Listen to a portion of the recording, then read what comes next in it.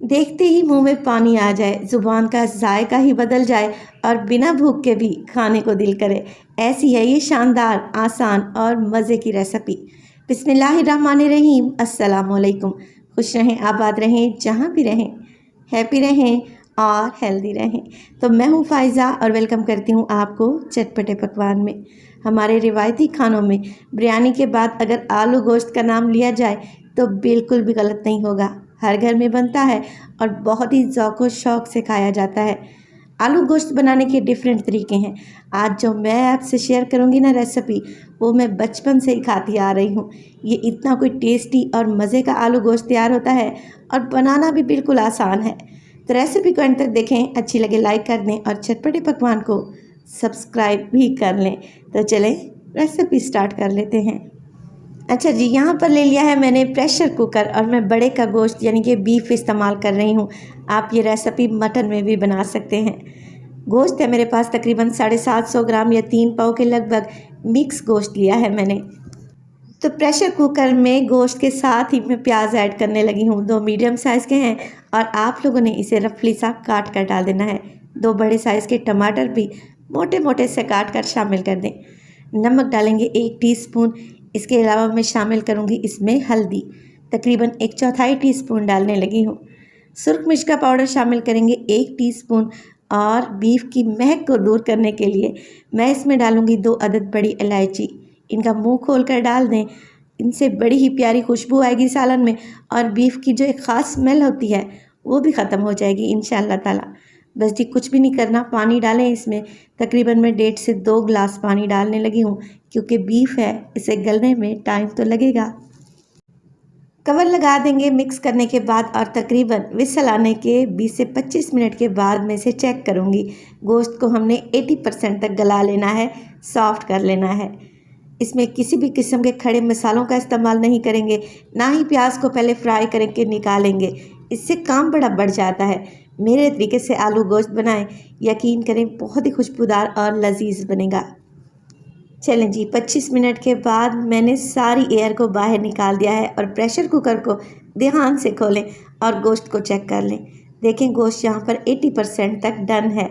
बाकी का हम इसको भुनाई में रेडी कर लेंगे और अभी हमने इसमें आलू भी तो डालने हैं। मिक्स करेंगे और मिक्स करने के बाद देखें प्याज टमाटर बिल्कुल घुल से गए हैं, मैश हो गए हैं। ये ऐसा आलू गोश्त है जिसमें प्याज टमाटर आपको तैरते हुए नज़र नहीं आएंगे, बल्कि इसकी ज़बरदस्ती ग्रेवी बनेगी और वो भी दानेदार इंशाअल्लाह ताला। गोश्त का जो पानी था वो तकरीबन ड्राई हो चुका है, तो मैं इसकी भुनाई के लिए 1 कप कुकिंग ऑयल शामिल कर दूंगी और उसमें डालूंगी 1 टेबलस्पून अदरक और लहसुन का पेस्ट। एक कमेंट आया था मुझे कि आपके अदरक लहसुन का कलर बहुत ही वाइट होता है, तो मैं क्या करती हूँ अदरक लहसुन को ऑयल के साथ पीस लेती हूँ और डब्बे में फिल करके फ्रिज में रख दें। महीने भर के लिए बिल्कुल भी ख़राब नहीं होगा, ना ही जायका और ना ही कलर इंशाअल्लाह ताला। इससे बड़ी ही आसानी रह जाती है। मिक्स करेंगे और अदरक लहसुन के पेस्ट को भून लेंगे। अब यहाँ पर जिस बात का आप लोगों ने ख़ास ध्यान रखना है वो है गोश्त की भुनाई।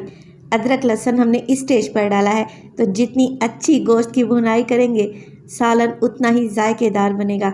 7 से 8 मिनट लगाकर आप गोश्त को अच्छे तरीके से भून लें, इतना कि अदरक लहसुन की कच्ची स्मेल ख़त्म हो जाए। और फिर इसमें डालेंगे आलू। आलू मेरे पास है आधा किलो और मैंने बड़े बड़े टुकड़ों में काटे हैं। अब देखिए क्योंकि मैं नॉन स्टिक पैन का इस्तेमाल नहीं कर रही, तो मैं 2 से 3 घूंट पानी डाल दूंगी ताकि मसाला नीचे से ना जले। आलू के टुकड़े आपको दिखा दूं, एक आलू के मैंने 2 से 3 टुकड़े ही किए हैं। इसी स्टेज पर मैं डालूंगी इसमें धनिया पाउडर 1 टेबलस्पून, 1 टीस्पून डालूंगी इसमें ज़ीरा पाउडर।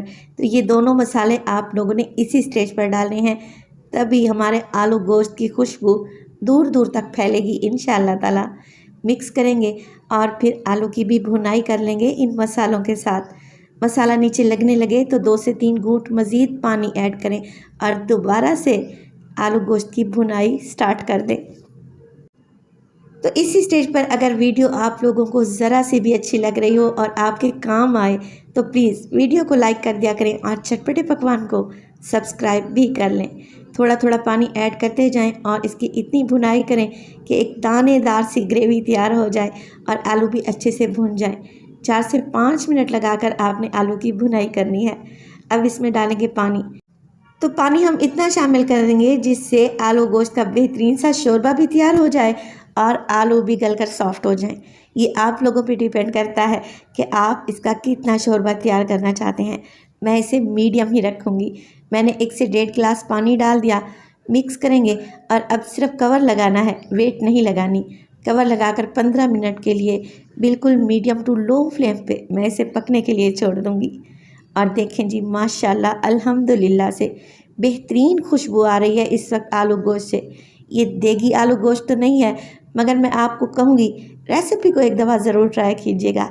इंशाल्लाह ताला आपको बहुत ही पसंद आएगी। आलू अच्छे तरीके से गल चुके हैं। इस स्टेज पर इसमें डाल दूँगी मैं कुछ हरी मिर्चें और इसमें डालेंगे एक चुटकी पिसा हुआ गरम मसाला और हस्बे मामूल इसमें शामिल करेंगे ढेर सारा हरा धनिया। लें जी, बेहतरीन खुशबूदार, आसान और मज़ेदार सी रेसिपी एकदम तैयार है। तो आलू गोश्त की ये शानदार रेसिपी इतनी आसान और मज़े की है कि ना ही हमने पहले गोश्त की यखनी बनाई है, ना ही इसमें शामिल किए हैं ढेर सारे गरम मसाले और ना ही प्याज को फ्राई करने के बाद निकाला है। बहुत ही आसान और शानदार रेसिपी है। रेसिपी को ज़रूर ट्राई करें, इंशाल्लाह ये आपको बहुत ही पसंद आएगी। तो आप सब लोगों से गुजारिश है, रेसिपी अच्छी लगे लाइक कर दें, चटपटे पकवान को सब्सक्राइब कर लें और अपने फैमिली और फ्रेंड्स में भी शेयर किया करें।